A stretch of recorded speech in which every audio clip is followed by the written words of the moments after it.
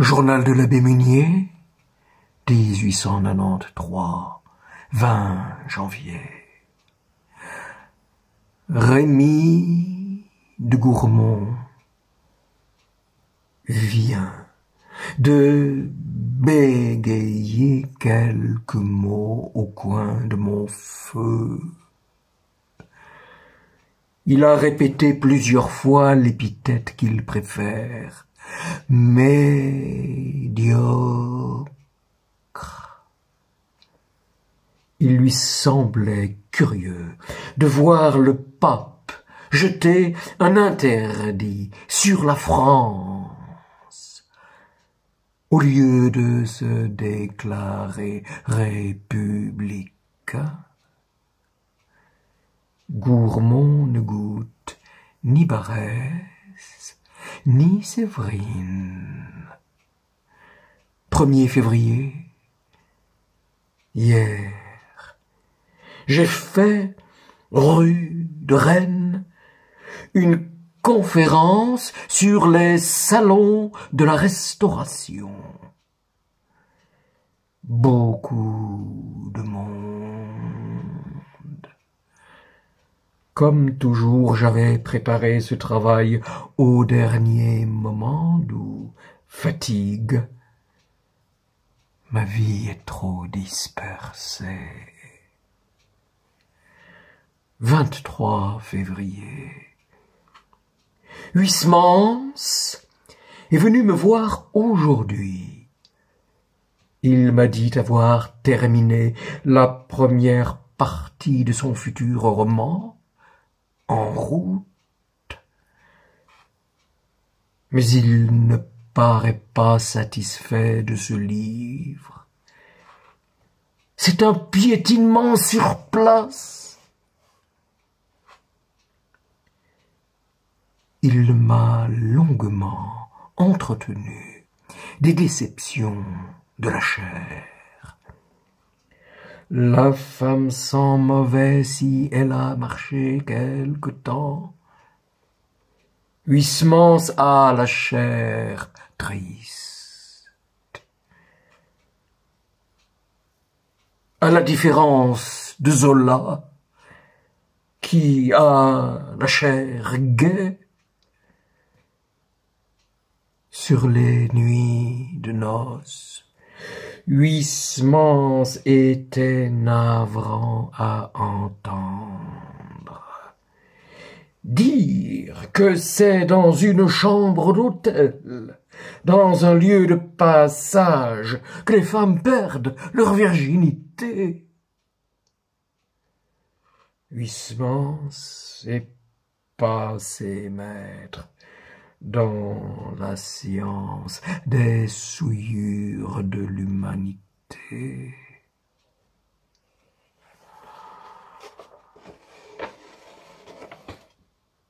« 8 mars.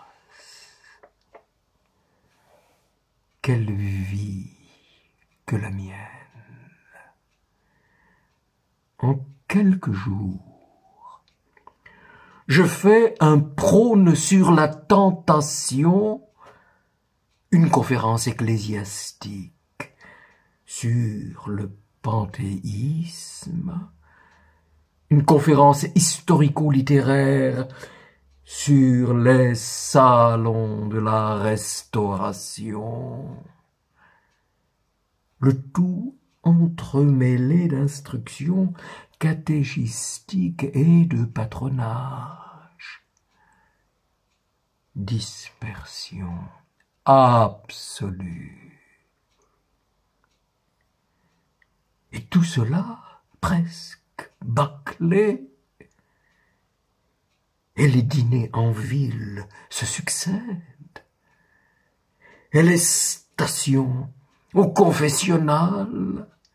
Et la correspondance suit son cours. On n'y tient plus. 8 mai. Vu ce matin le cardinal Richard. Il m'avait fait écrire d'aller le voir. Il a avoué que j'avais dû souffrir avec le curé de Saint-Thomas, étant donné ma nature et la sienne.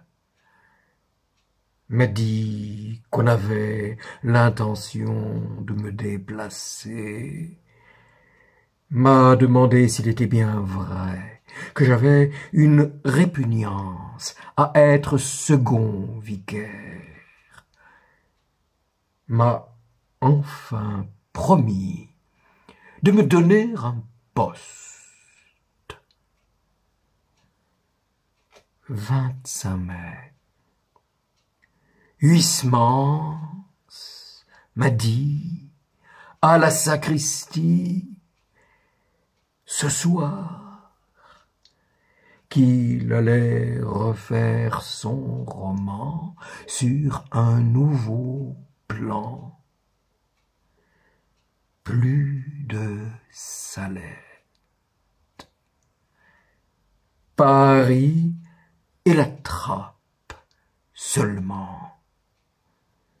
Le livre sera plus blanc qu'il ne devait l'être à l'origine.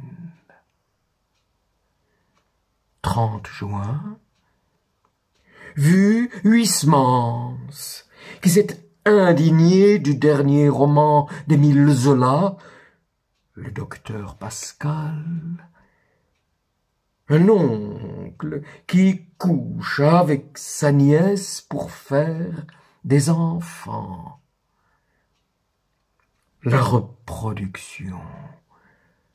Il n'y a que cela. Huysmans y voit la justification de la conduite de Zola qui a quitté sa femme pour une bonne afin de faire des enfants. 25 novembre. Qu'adviendra-t-il de l'œuvre des filles chrétiennes où je me suis fourvoyé par mégarde, fondée par une demoiselle qui est condamnée à passer sa vie au lit? Elle a déjà une résidence, un embryon de béguinage rue d'Alençon. J'ai dit la messe et parlé ce matin, fête de Sainte Catherine. Devant une quinzaine d'associés. Et cet après-midi, nous avons eu un goûter dont une galantine de faisan était la pièce de résistance. On y avait ajouté des pots de crème et d'autres douceurs. Œuvre inoffensive, enfantine, qu'un saint François de Sales eût béni.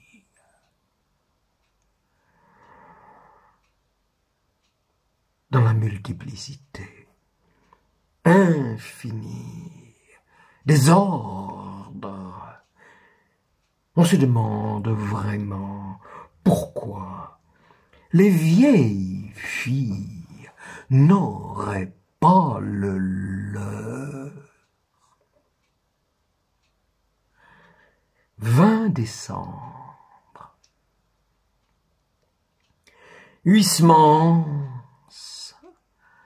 m'a parlé ce soir d'une façon délicieuse de la cathédrale de Chartres qu'il a visité. Un rêve de pierre. Il n'y a plus de chair. C'est émacié, décharné. C'est filiforme. La pierre extérieure est du biscuit grignoté.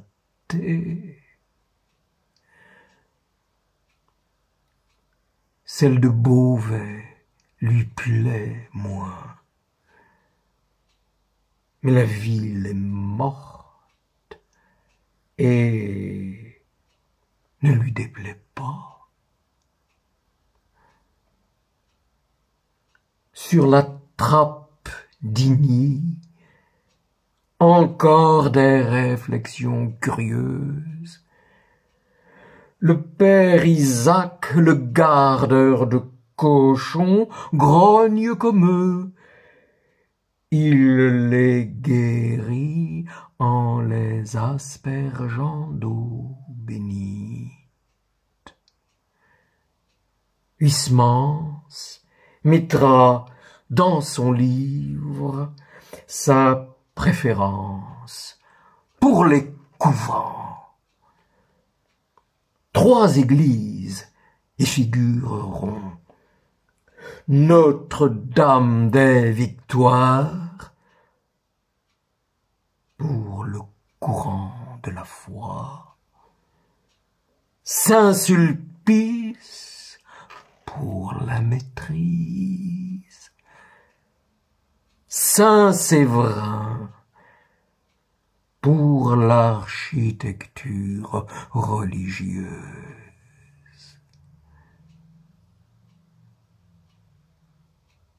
4000 lecteurs ont déjà retenu en route.